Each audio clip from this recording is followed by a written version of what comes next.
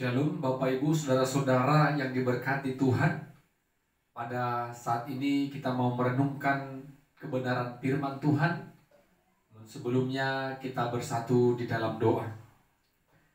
Kami bersyukur kepadamu ya Tuhan, sukacita kami di malam Natal ini. Kami menikmati, merasakan kasih yang sungguh luar biasa dari Tuhan. Tuhan berikan kami kesempatan untuk bersukacita dan merenungkan kasih Tuhan dalam kehidupan kami.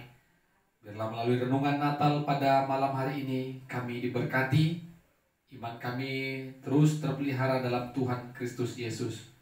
Roh Kudus Tuhan menolong kami untuk mengerti dan mengimaninya. Dalam nama Yesus kami berdoa dan bersyukur kepada Tuhan. Amin. Bapak Ibu Saudara-saudara yang diberkati Tuhan, selamat Natal bagi kita semua. Di malam Natal yang bersuka cita dan bahagia ini, kita mau dengar-dengaran kebenaran firman Tuhan dari Mika pasalnya yang kelima, ayat pertama sampai ayatnya yang keempat. Mika pasal 5 ayat pertama sampai ayat yang keempat. Demikianlah firman Tuhan. Tetapi engkau, hai Betlehem Efrata, hai yang terkecil di antara kaum-kaum Yehuda, daripadamu akan bangkit bagiku seorang yang akan memerintah Israel, yang permulaannya sudah sejak purbakala, sejak dahulu kala. Sebab itu aku akan membiarkan mereka sampai waktu perempuan yang akan melahirkan telah melahirkan. Lalu selebihnya dari saudara-saudaranya akan kembali kepada orang Israel. Maka ia akan bertindak dan akan mengembalakan mereka dalam kekuatan Tuhan, dalam kemegahan nama Tuhan Allahnya. Mereka akan tinggal tetap, sebab sekarang ia menjadi besar sampai ke ujung bumi. Dan dia menjadi damai sejahtera apabila Asyur masuk ke negeri kita, dan apabila ia menginjak tanah kita. Maka kita akan membangkitkan melawan dia 7 gembala, bahkan 8 pemimpin manusia. Amin. Saudara-saudara, Bapak Ibu yang diberkati Tuhan, di malam Natal sukacita ini kita mau merenungkan kebenaran firman Tuhan dengan tema Raja Damai telah lahir. Raja Damai telah lahir. Saudara-saudara, tentu semua orang Kristen, mulai dari anak-anak, remaja, dewasa, orang tua, pada malam hari ini tentu sangatlah bersuka cita.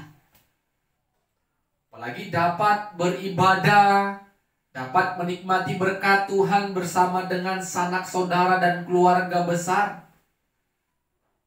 Semua orang bersuka cita dengan segala berkat yang Tuhan berikan, boleh kita perlihatkan melalui keindahan, kemewahan yang ada dalam kehidupan kita. Semua kita bersuka cita. Tentu kami percaya bukan hanya malam Natal ini saja kita mengadakan perayaan kegiatan Natal. Di hari-hari sebelumnya tentu kita sudah merayakan perayaan-perayaan Natal. Dalam setiap kegiatan-kegiatan apapun, baik itu di pekerjaan, baik itu di kelompok-kelompok persekutuan lain, di persekutuan marga, dan apapun itu namanya. Tentu sudah banyak kita yang merayakan perayaan Natal. Tetapi pada dasarnya kita harus mengimani, harus merenungkan makna Natal yang sesungguhnya. Janganlah kita abaikan dalam kehidupan kita. Di dalam setiap perayaan-perayaan Natal kita jangan terlena dengan kemewahan, keindahan, hiasan-hiasan Natal, seragam-seragam yang mewah dan sangat-sangat cantik. Tetapi makna Natal kita kesampingkan. bayi Kristus Yesus yang lahir itu adalah bukti kasih Allah sebagai Raja damai yang mendamaikan umat manusia, yang mendamaikan kita dengan Allah. Yang sebelumnya kita tidak memiliki hubungan dengan baik dengan Tuhan. Tetapi melalui Kristus Yesus sebagai Raja damai yang telah lahir, kita telah diperdamaikan dengan Tuhan. Bapak, Ibu, saudara-saudara, nubuat Nabi Mika yang kita baca tadi, Nabi Mika memperlihatkan bagaimana kedaulatan Allah, memperlihatkan sesungguhnya Yesus Kristus, Raja damai, Mesias itu akan lahir dari kota Betlehem. Kota yang kecil, yang mungkin tidak pernah dibayangkan oleh orang-orang banyak. Biasanya pembesar-pembesar itu, raja dan orang-orang hebat itu, pemimpin-pemimpin itu akan muncul, akan lahir dari kota-kota besar. Tetapi Yesus memperlihatkan bagaimana kota Betlehem akan dipakai sebagai tempat kelahiran Kristus Yesus, yang dianggap sebagai kota kecil. Kita lihat bagaimana orang-orang Majus, kalau kita baca dalam Matius pasal 2, mereka datang ke kota Yerusalem. Mereka bertanya kepada mereka, di mana raja orang Yahudi itu lahir. Semua penduduk Yerusalem, termasuk Raja Herodes, gempar dan ketakutan. Tidak ada di Yerusalem ini. Sehingga Herodes bertanya kepada para imam kepala dan ahli-ahli Taurat. Dan mereka mengatakan nubuat Mika yang sedang kita renungkan tadi. Nabi-nabi mengatakan yang akan lahir itu ada di kota Betlehem. Kota yang kecil. Tetapi dari sanalah Yesus mau hadir. Dari sanalah Allah mau melangsungkan misinya, kedatangan Kristus untuk menyelamatkan umat manusia. Yesus lahir di kota Betlehem yang tidak memiliki nama yang begitu besar dengan kota-kota lainnya. Yesus lahir di kandang domba, tempat yang hina secara manusia. Yesus lahir tidak di dalam kemewahan dan keindahan, tetapi Yesus lahir di dalam kesederhanaan. Raja damai itu lahir di tengah-tengah kesederhanaan, di kota yang sangat kecil. Di sanalah dia lahir. Bapak, Ibu, saudara-saudara, kalau ini kita lihat kota yang kecil, daerah yang kecil dipakai Tuhan untuk melaksanakan misinya.